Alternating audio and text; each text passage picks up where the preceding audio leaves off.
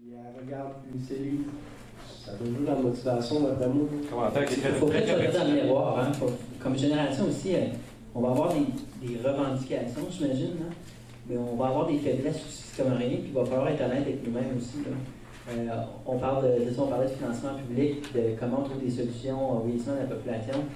C'est clair que, puis j'ai hâte qu'on en parle de la conciliation travail-famille, mais il y a des choix à faire parce qu'à un moment donné, si c'est la conciliation travail-famille-loisir, puis finalement il reste 10% pour le travail, moi j'en rêve de cette vie-là, ça va être super le fun, mais comme société, on ne peut pas s'imaginer que nos affaires vont marcher. Là. Souvent, tu entends des grosses théories économiques, là, mais dans un village, si du jour au lendemain, il y en a sur 100 villageois, il y en a 20 qui prennent leur retraite, puis ceux qui restent encore à travailler décident de travailler juste une journée semaine, ben c'est sûr qu'il n'y aura pas de pain, il n'y aura pas de livraison de lait, il n'y aura pas de, il n'y a pas de magie là-dedans. Là. C'est ça, dans n'importe quoi, c'est toujours le juste milieu qui est difficile à aller chercher. Hein. Oui, mais comme génération, on va falloir se poser des questions nous-mêmes, à savoir on veut quoi comme société, est-ce qu'on valorise assez le loisir pour couper dans la santé, dans l'éducation, puis dans d'autres choses, ou on est prêt à travailler pour ces choses-là. Ça, c'est des gros choix qu'on a à faire nous-mêmes, indépendamment des boomers. Je suis d'accord pour dire qu'il ne faut pas être trop rapide non plus pour dire, ben là, les boomers ont fait ci, ont fait ça. Comme génération, nous-mêmes, on a des questions à se poser. Là. Ensuite, Daniel, Vincent. Dans le fond, c'est vraiment intéressant comme émission ce qu'on a là aujourd'hui parce qu'on a plein de débats en même temps qui apparaissent. Puis j'aimerais ça répondre à toutes, mais Marc l'a pas dit encore, mais il voulait me donner le titre de fou du roi. Mais... C'est ça, on fera notre émission, on attend les invitations. Ah, voilà, c'est merveilleux. Non, mais je voulais parler par rapport à la dette parce que j'attendais depuis tout à l'heure, justement, c'est mon intervention.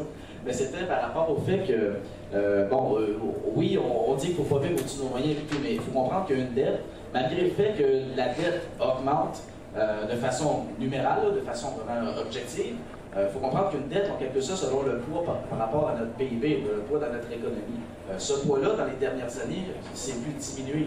En raison, ben là, on a eu des normes comptables qui ont fait en sorte qu'il a augmenté à un certain moment donné, mais c'est plus une question technique que d'autres choses. Il faut comprendre que notre PIB a augmenté de telle sorte que le poids de notre dette a diminué. Ça par exemple, il faut préciser une chose, c'est vrai, mais avec le nouveau budget et le plan qu'on vient de se donner, dans 3-4 ans, on va être de retour au niveau d'endettement par rapport per capita puis par rapport à notre PIB. De la crise des années 90 où est-ce qu'on disait on est vraiment trop endetté, il faut faire quelque chose, là, on va revenir à la case départ. Sauf que on va, rendu là, avoir une population qui est beaucoup moins nombreuse. Donc non seulement on se retrouve à la case départ, puis c'est vrai qu'on a fait un effort pour qu'on a ramené la courbe, sauf qu'avec les récents budgets, on a un peu défait tout ça. Fait qu'on va revenir avec le même défi, mais avec moins de monde pour le réussir. Et donc, il n'y en aura pas de facile. Là. Puis le politique était quand même conscient que dans une crise, il faut que le gouvernement intervienne. On n'a pas le choix. On n'a pas le choix. Il y avait... Salut, bien. Au revoir. Qu'est-ce qui se passe? C'est quoi la dynamique? Moi, j'ai même marqué à Québec. J'ai appelé à Réseau Québec. On aurait pu parler de relève, on aurait pu finalement parler de conciliation. On a justement la partie de la relève ici, c'est avec des activités comme ça qui fait qu'on peut faire avancer les choses, faire valoir nos opinions. Et peut-être une question que j'aimerais poser, on n'a pas eu la chance beaucoup d'en parler, mais la politique justement, est-ce que c'est encore un endroit où on peut faire encore avancer les choses, ou c'est davantage des groupes comme Génération d'idées qui peuvent faire aussi avancer des choses plus loin?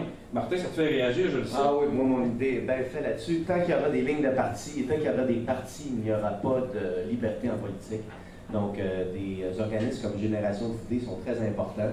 On a vu qu'il y a eu, pour ne pas faire de publicité, mais il y a eu quand même eu un parti qui est sorti un peu des rangs, la DQ, et se sont fait laver aux dernières élections parce que justement, ils sont revenus avec une machine, ils sont revenus avec des choses préfabriquées. Donc, ils sont fait complètement rayés de la carte à cause de ça.